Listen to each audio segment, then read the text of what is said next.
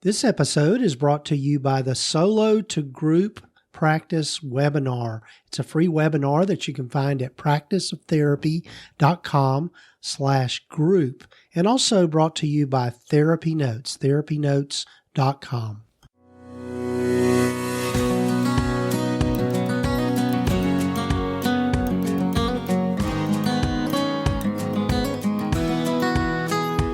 This is the Practice of Therapy podcast with Gordon Brewer, helping you to navigate your private practice journey.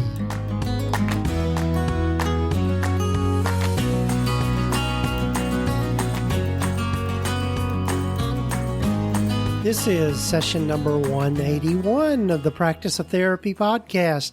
Hello, everyone. Glad you've joined me. Glad you're with me on this journey and listening to the podcast. And if this is your first time listening in, glad you found us. Glad you're here with me. So we're already into June, and it's hard to believe that May has already gone past. Over Memorial Day weekend, I got to get together with some family, and that was great. That was being able, life is starting to feel a little bit more normal now that we're out and about and starting to do summertime things. So hope you're able to do some of the same. I'm looking forward to you hearing from my guest today, Andréa Jones, and she has a website called onlinedrea.com, and I would invite you to go over and take a look at that. But today we're going to be talking about social media overwhelm. And I know for me, we talk a lot about this in the interview. There are times when I've just been overwhelmed about what to do in terms of marketing and which social media platforms to be on and how to do that whole thing. And so I think you're going to enjoy my conversation with Andréa, or Drea as she is sometimes referred to.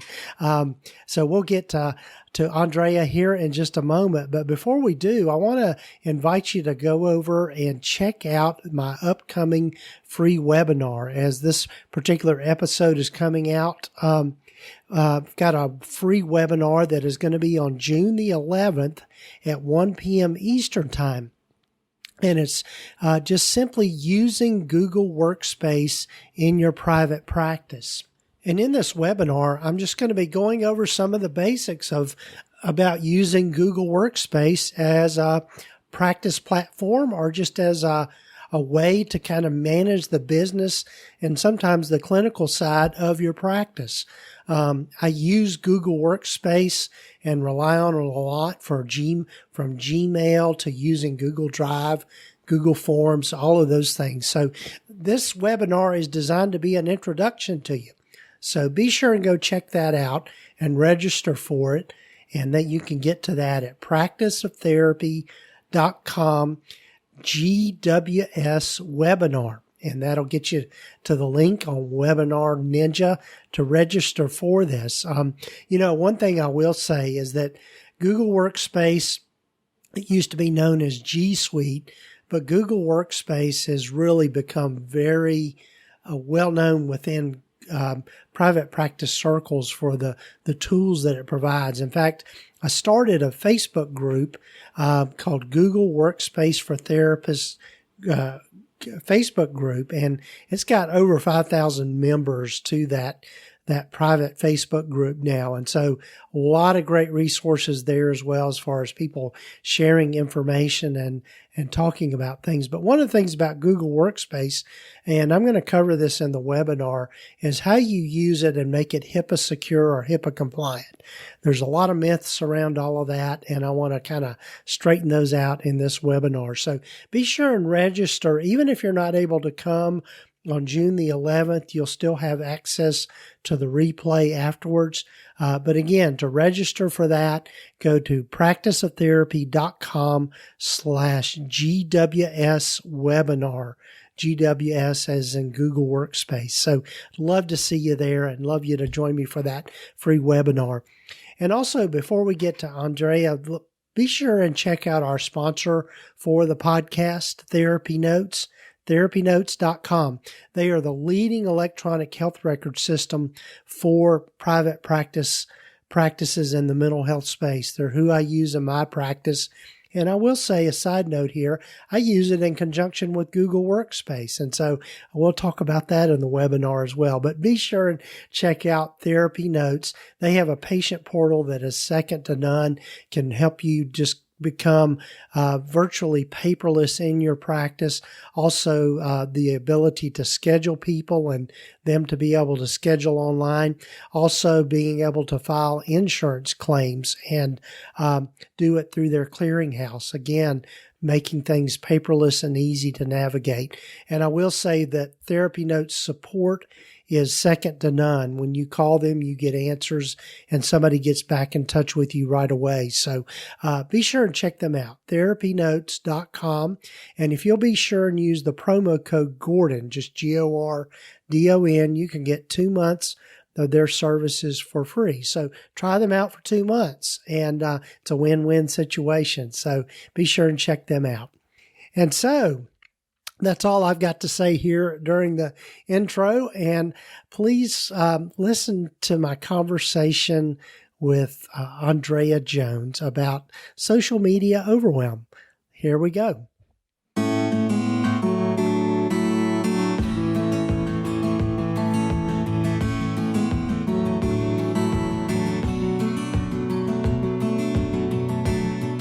Well, hello, everyone, and welcome again to the podcast. And I'm so happy for you all to get to know Andréa Jones.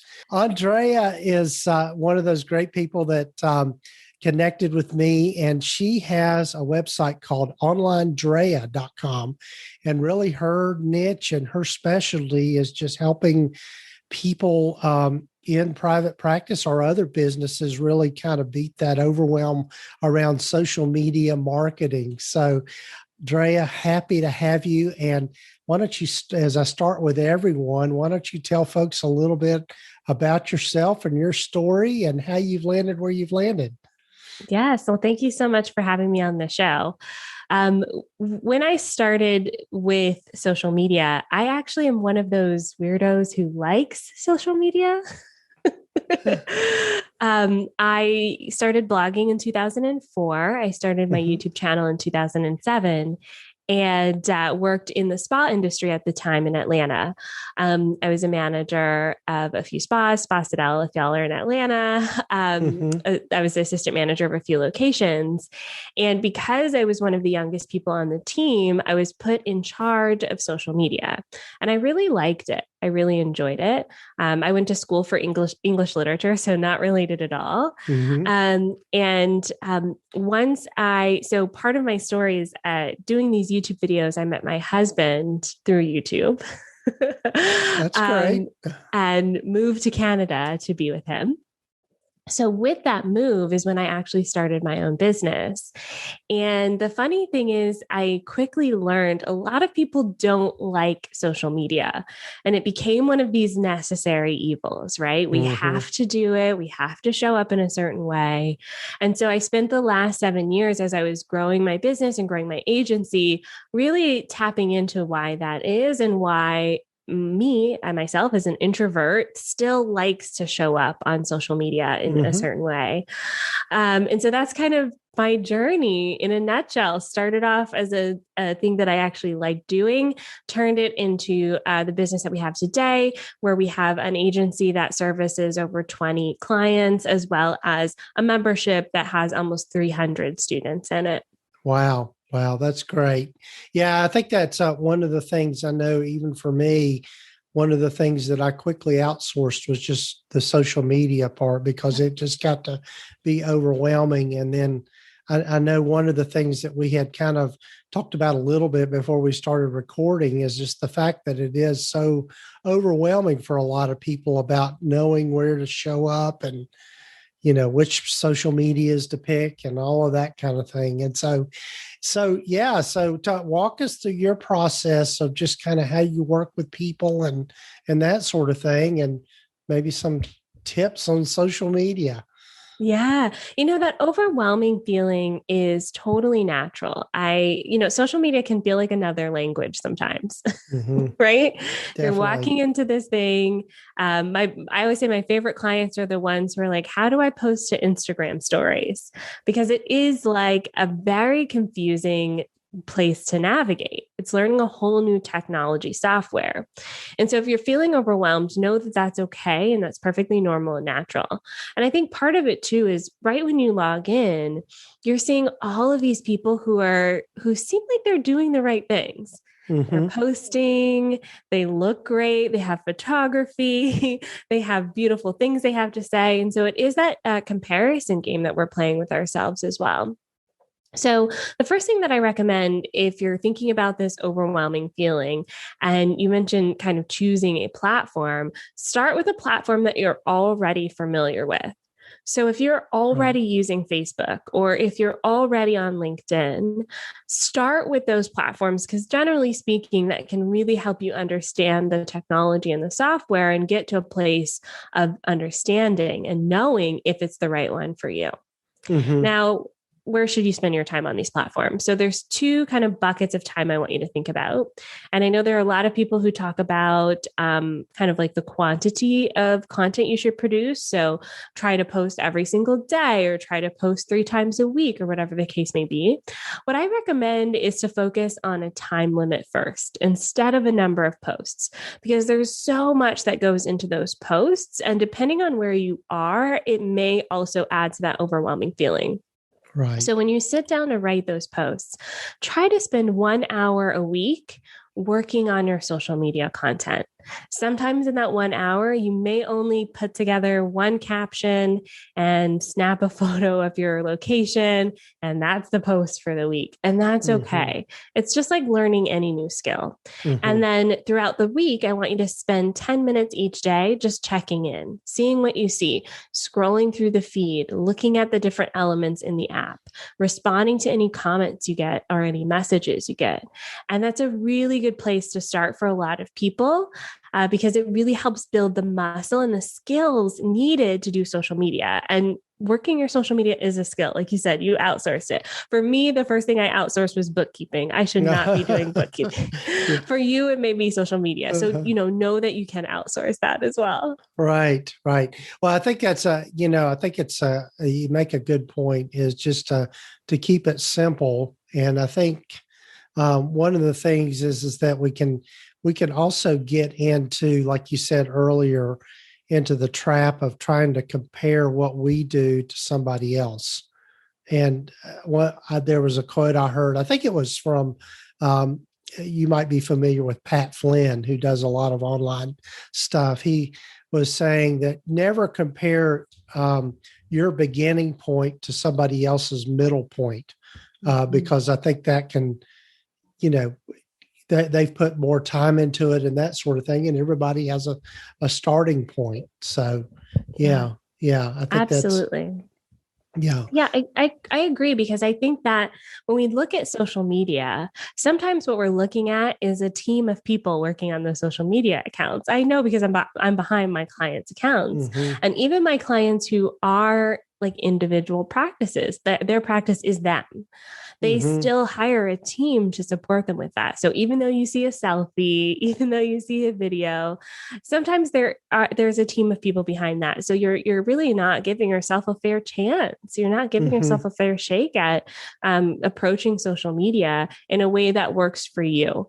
And I've been thinking about this a lot lately as well, is that as adults, we don't want to learn something new. We feel like we should already know it. And I think that adds to our frustration, right? We feel like, man, my teenager can post on Snapchat all day. I can't even figure out how to open the app or whatever the case may be. Right. And so it adds to like our own rumination, adds to our challenges that we're having with this app. And it's actually making the outcome be a lot worse than it has to be. Right. I think and I think it's, again, starting small seems to be has worked well for me. I know, therefore, when I was not only in my private practice, but also just with the practice of therapy and the podcast, I remember early on, I was trying to be everywhere. I mean, like on LinkedIn and then, Twitter and Facebook and then Instagram and Pinterest and all of those places, and it just wasn't effective. Really, it was just better to to stick to a few that I enjoyed using and just do it consistently. And I think that's the other thing. You want to speak to that some, just about consistency of posting and being on social media? Yes. And I love that you mentioned trying to be everywhere at once, because that is one of those things what we try to do, but definitely focus in on one platform. And the consistency that I want you to focus on is the time that you spend on that platform, because you will get better at it naturally, just like anything. You will get better the more you practice. So focus on one platform and get consistent. Now, a few things that can help you with this. One of the exercises that I love to do before you start diving into social media is take a piece of paper, fold it in half, and on one side, write the word before, and on the other side, write the word after.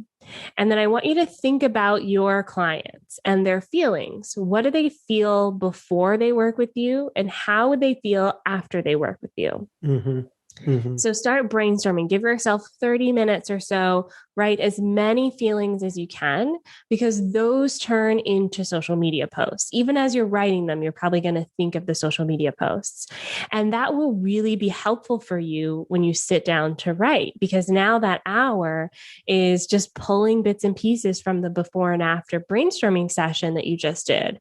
So if people are feeling burned out, stressed out to the max, they feel like they have no time for themselves, and they know that they want to get to a place of calm and assuredness, that's a before feeling and an after feeling that can go into a social media post. So if you're feeling like this and you want to feel like this, give me a call, book a free consultation, visit our website. Yeah. And that can really be some like transformative, powerful messaging to put on in a marketing campaign. Yeah.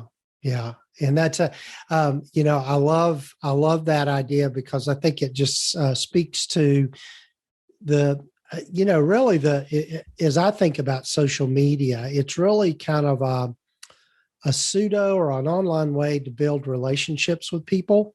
Yeah. I mean, through social media, I think the phenomenon that we've seen has just been that it builds relationship, at least a feeling of a relationship, really quickly, and that you're really kind of sharing meaningful stuff and that sort of thing, and so we feel a connection with people through social media all the time. I mean, it's just I'm one of those that has a love-hate relationship with social media, but it is how we connect, and during these times, and then just also throughout the pandemic that we've all have gone through.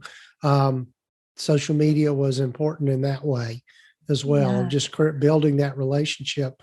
So the other thing that you mentioned, Andréa, that I think is important is just really being clear on how you help people, particularly for mental health providers and those of us in this kind of private practice mental health space, is being able to convey that message of how you help people. And like you said, the before and after.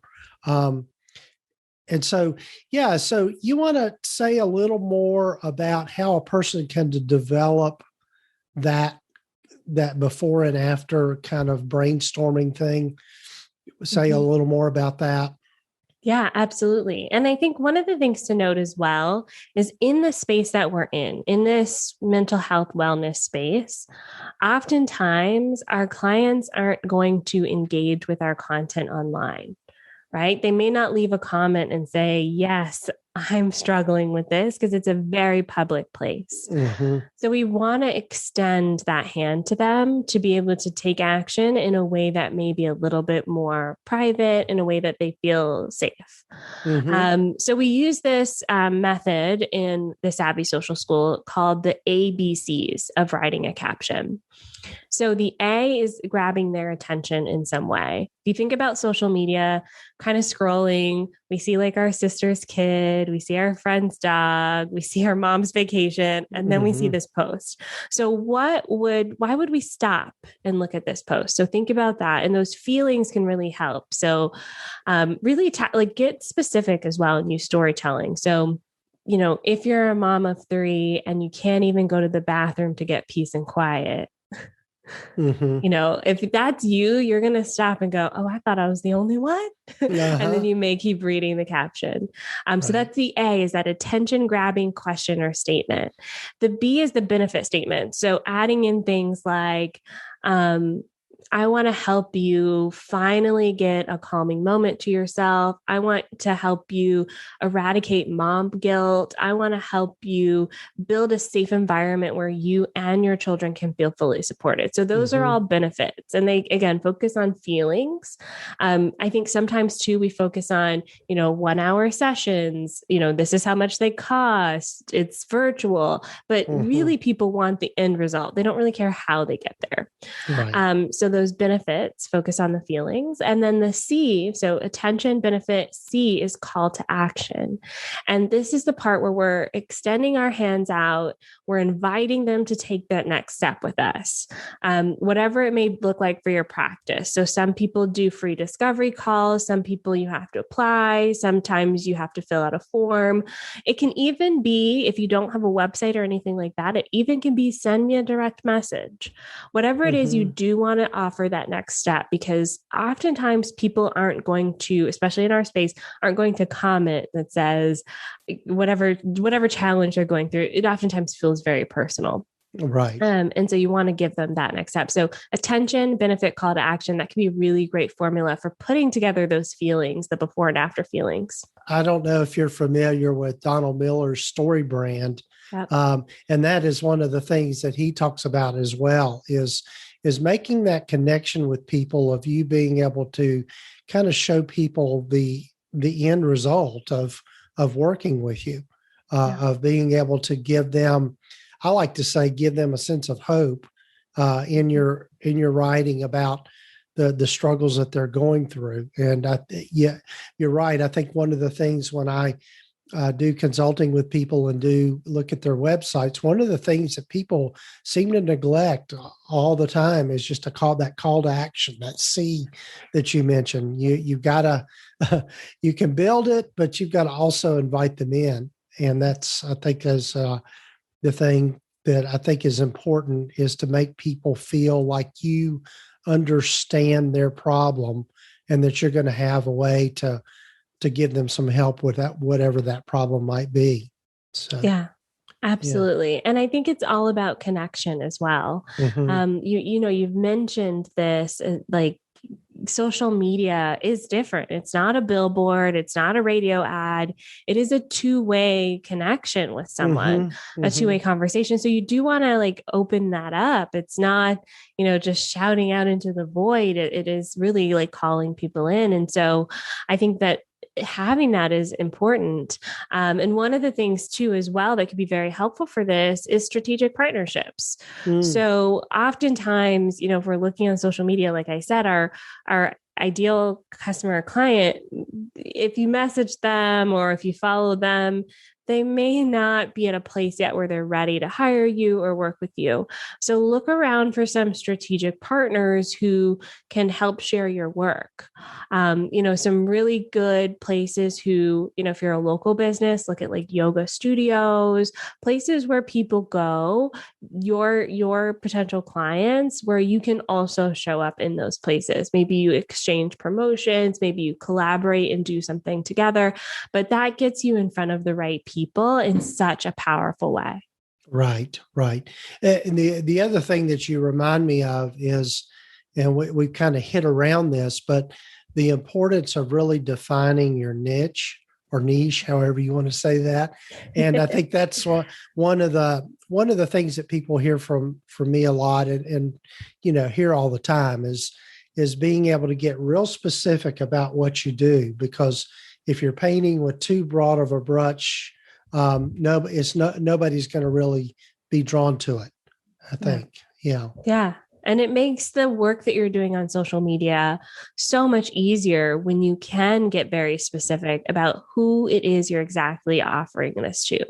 Right. Who is going to resonate and relate to this so much? Yeah. So for me, for instance, I just hired a coach who is specifically a leadership coach who I found on Instagram. And part of it for me is I didn't just want any business coach. We're building a team. We have a team of 11 now. I want to become a better leader. And so all of her content was specifically talking about hiring, managing, and leading a team. If she was just talking about the broader business growth, I would have scrolled past her. And so I think it's that specificity that is so important when it comes to social media, because you want to be able to make sure that the stories that you use and the examples that you use speak directly to the person that you're talking to. Can you think of an example of a really good post that just really kind of knocked your socks off with people thinking about this? Yes. Actually, one of my former clients did this. She is an OBGYN, specifically for women who are trying to conceive. And she calls these the anxious mothers who are perfectionists, basically. Usually first-time moms, they want everything to go 100% right, which we know never happens. Right. And so one of her posts was about actually postpartum. And she was talking about postpartum underwear and how she was like, I can't be the only one who wore these for way longer than I should have. And that post blew up. People were commenting, sharing it. It became a topic of discussion because it brought up the feeling of, oh, I thought I was the only one. And that's a really great example of something that people feel connected to. You're identifying a maybe problem or challenge that other people feel like they don't feel comfortable talking about. You're maybe making light of it a little bit, adding some humor. And so those types of posts can work really well. And so what happened was she had a lot of people attracted to her because of that post. And then in her other post, she talks about hormones. She talked about, being pregnant in the time of COVID. She talked about all of these things that really can, help moms feel comfortable and confident in the work that they're doing. Right. Yeah. And again, it speaks to that, making that connection with people. And what I love about that is allowing yourself to be somewhat vulnerable by disclosing to your comfort level, things about yourself. And I think that's where people connect, for example, just for therapists in particular, I know in my own story in the past, I've struggled with some depression, and so being able to disclose that, saying, understand what this is like because I've gone through this same struggle as well, and so as a professional, blah blah blah, that sort of thing, I think can give you much more clout with people by doing a little bit of self-disclosure. And so I think that's a wonderful idea. I like that. Yeah. So it just makes people feel seen and not like, you're way up here and they're down here, it's a human connection, which is really the most important part. Right. Well, Andréa, I want to be respectful of your time, and I'm so glad we got to connect and tell folks how they can get in touch with you, and also tell them about your podcast and some of the courses you've got going on. Yeah, absolutely. So my website is onlinedrea.com. My favorite platform to hang out on is Instagram at onlinedrea. I love connecting in the direct message. So if there's something that resonated with you today, feel free to send me a note. You can also find the Savvy Social podcast on any podcasting app. We have shows that release weekly on Tuesdays. And if, a lot of what we said today, it comes directly from my content. So if it resonated with you, I do want to invite you to take my free course. It's onlinedrea.com/free, FREE. And it really lays out how to build out a social media strategy. I kind of teased out a few things today, like the ABCs of writing a caption. But there's also some kind of swipe files and kind of like a Mad Lib fill in the blank style caption writing activities you can do in there. And it's really just a sample of what our programming is like at the Savvy Social School. So definitely check that out, onlinedrea.com/free. Yes, and we'll have links to all of that in the show summary and show notes if you're listening to this on whichever podcatcher you might be listening this to. So, well, Andréa, I'm so glad we got to meet, and I hope that maybe we can do this again.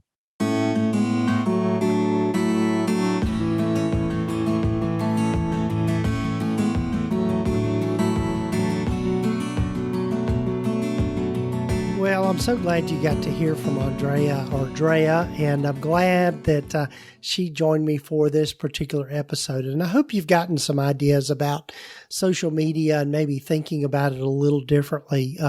Again, one of the things that I will say here, one of the best things that I've done with my social media is to outsource that. And again, big shout out to my assistant, Rachel, for the job she does with that. I get a lot of great compliments about the Instagram posts that we're doing. And so, again, something to really think about. Again, check out Andréa Jones's things at onlinedrea.com. And you'll see links here in the show summary, the show notes of how to get in touch with her and what she has to offer in terms of social media management and really thinking about your social media plan. Also, as I mentioned at the beginning, be sure and join me for the upcoming webinar on using Google Workspace. Again, you can get to that at practiceoftherapy.com/GWS webinar. And it's a free webinar, and it's going to be on June the 11th at 1 p.m. Eastern time. And even if you're not able to be there for the podcast, the webinar, be sure and register. And that way you get access to the replay. Also, I'll just put this in that I didn't say at the beginning. If you stay for the entire webinar, you'll get to find out about some bonus materials I've put together for the webinar, along with some discounts for my Google for Workspace Therapist course that I've got out there. So be sure and check that out. practiceoftherapy.com/GWS webinar. And as always, big thanks to our sponsor for the podcast, TherapyNotes, TherapyNotes.com. They are the leading electronic health records system for mental health providers in private practice. They are one of the most highly rated of any of the electronic health record systems out there. And as I said, I use them in my practice and highly rely on them very much for the day-to-day running of my practice. So be sure and check them out, therapynotes.com, and be sure and use the promo code Gordon, just Gordon. You can get 2 months of their services for free. I had a conversation with one of their people this past week. And so, again, big shout out to them and for what they do for me and my practice. Not only that, but also being big supporters of this podcast. So that's all I've got for today, folks. Be sure and subscribe to the podcast wherever you listen to it, whether it be on Apple Podcasts or Google Podcasts or Stitcher or Spotify. Glad to have you there to subscribe, and that way you get the updates right when they come out. And also leave us a review. And I love hearing from people, getting honest feedback about the podcast. And as always, I'm so glad you're with me on this journey, and I look forward to you being with me in the future here. So be sure and tune in next week for another episode. And I've got a lot of great guests lined up for future episodes and future episodes coming out. So glad you're with me on this journey. Take care, folks.